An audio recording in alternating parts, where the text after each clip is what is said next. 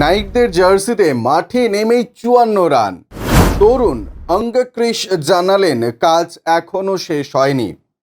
গত ম্যাচেই দলে নেওয়া হয়েছিল অঙ্গক্রিশ রঘুবংশীকে, কিন্তু সেই ম্যাচে কলকাতা নাইট রাইডার্সের আগে বল করায় ইম্প্যাক্ট প্লেয়ার হিসেবে নেমেছিলেন 18 বছরের তরুণ।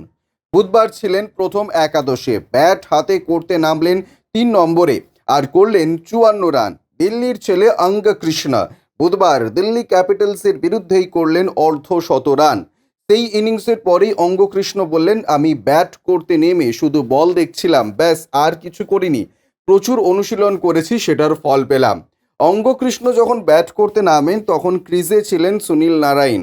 তিনি বুধবার বিধ্বংসী মেজাজে ব্যাট করেন। 39 বলে 85 রান করেন ক্যারিবিয়ান স্পিনার। উল্টো দিকে দাঁড়িয়ে তার ব্যাটিং দেখার অভিজ্ঞতা ভাগ করে নিলেন অঙ্গকৃষ্ণ। তিনি বললেন, দুর্দান্ত ইনিংস, দারুণ উপভোগ করলাম নারায়ণের ইনিংস, খুব মজা পেয়েছি। তবে 272 রান তুলেও নিশ্চিত হতে পারছেন না অঙ্গকৃষ্ণ। তিনি বলেন, সানরাইজার্স হায়দ্রাবাদের বিরুদ্ধেও কিন্তু মুম্বাই প্রায় জিতে যাচ্ছিল, তাই কাজ এখনো বাকি। দিল্লি দলে খুব বেশি স্পিনার ছিল না, আমাদের দলে ভালো স্পিনার আছে, দেখা যাক কি হয়। ব্যুরো রিপোর্ট, ইউজে নিউজ।